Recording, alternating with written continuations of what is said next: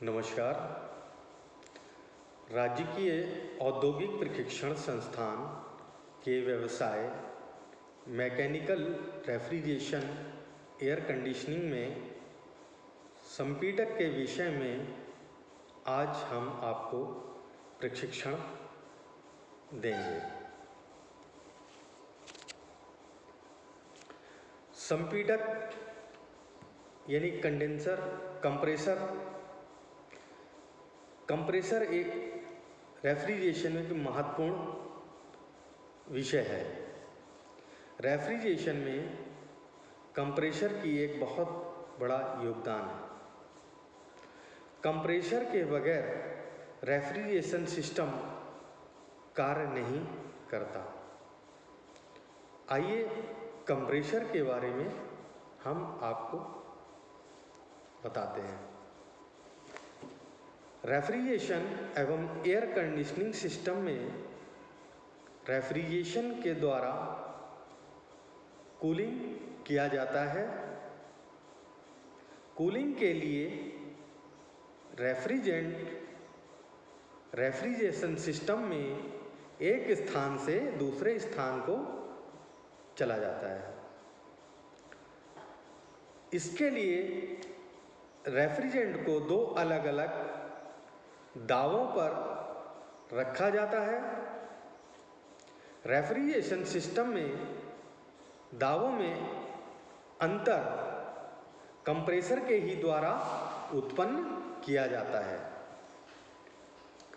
Compressor suction line से प्राप्त निम्न दाब वाष्प को उच्च दाब वाष्प में परिवर्तित कर कंडेंसर में भेजता है, जहां रेफ्रिजरेंट से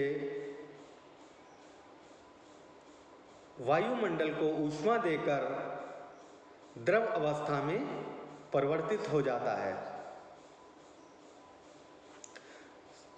कंप्रेसर से रेफ्रिजरेंट को उच्च दाब एवं निम्न आयतन युक्त हो जाने से रेफ्रिजरेंट संपूर्ण रेफ्रिजरेशन सिस्टम में घूम सकता है, यानी घूमता है।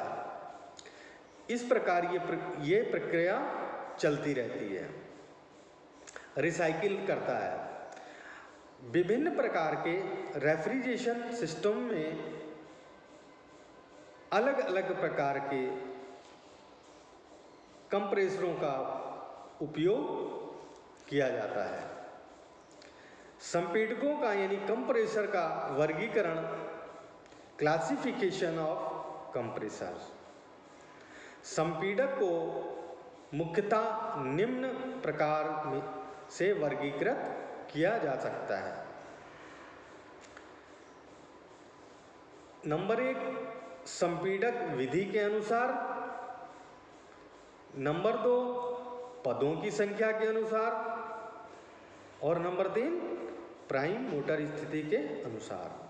अब आइए बात करते हैं पहला जो है संपीड़क विधि के अनुसार। इसमें 3 प्रकार के संपीड़क यानी कंप्रेसर आते हैं। नंबर 1, प्रत्यागामी संपीड़क।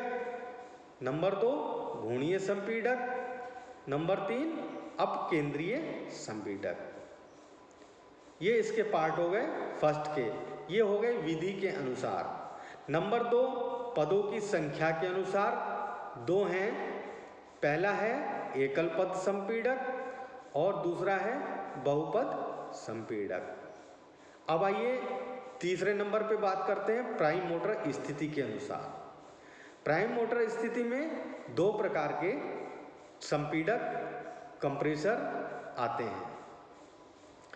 पहला है बंद संपीड़क, दूसरा है अर्ध खुला संपीड़क। अब आइए पहला जो हमने बताया था आपको प्रत्यागामी संपीड़क, इसको इंग्लिश में कहते हैं रेसिप्रोकेटिंग कंप्रेसर। ये वे संपीड़क होते हैं जिनमें रेफ्रिजरेंट वाष्प को पिस्टन को प्रत्यागामी आगे पीछे गति में कनेक्टिंग रॉड एवं शाफ्ट की सहायता से किया जाता है। ये प्रत्यागामी संपीडक कहलाते हैं। इसकी क्रियाविधि इस प्रकार है।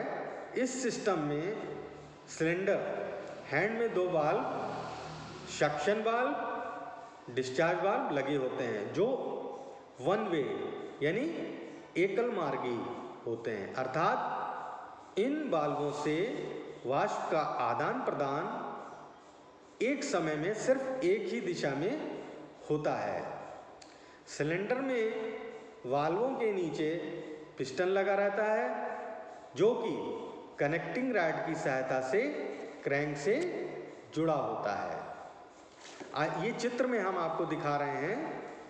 पहला है, इस चित्र में पिस्टन अपनी शीर्षतम अवस्था TDC या टॉप डेड सेंटर पर है। इस अवस्था में पहले चक्र में बची हुई उच्च दाब वाष्प सिलेंडर के क्लियरेंस आयतन में रहती है, जिसके कारण दोनों वाल्व बंद रहते हैं। अब आइए बी चित्र में हम बात करें तो चित्र बी में जब पिस्टन देखिए, जब पिस्टन ऊपर नीचे आता है तो क्लियरेंस आयतन में उपस्थिति वाष्प का आयतन कम हो जाता है। कम हो जाने के कारण वाष्प का प्रसारण होने लगता है एवं सक्शन वाल्व पर लगने वाला दाब कम हो जाता है। इससे वाल्व खुल जाता है एवं सक्शन वाल्व के रास्ते सिलेंडर में वाष्प प्रवेश करने लगती है। इससे वाष्प का प्रवेश तब तक होता रहता है जब तक कि पिस्टन सिलेंडर के अनुसार निम्न बिंदु यानी BDC या बॉटम डेड के सेंटर पर नहीं पहुंच जाता। ये तो रही चित्र सी की बात। अब आते हैं लास्ट में हमारा डी चित्र है। चित्र डी में देखेंगे पुनः जब पिस्टन ऊपर उठने लगता है, जैसे ही पिस्टन ऊपर उठने लगता है तब सक्शन वाल्व बंद हो जाता है। इससे क्लियरेंस आयतन में वाष्प द्वारा दाब बढ़ने से डिस्चार्ज वाल्व खुल जाता है। इसमें संपीड़ित वाष्प डिस्चार्ज वाल्व से होकर बाहर निकलने लगती है और तब तक बाहर निकलती है जब तक कि पिस्टन TDC यानी शीर्ष बिंदु तक ना पहुंच जाए। जब पिस्टन पुनः नीचे आने लगता है तब सिलेंडर के दोनों वाल्व बंद रहते हैं।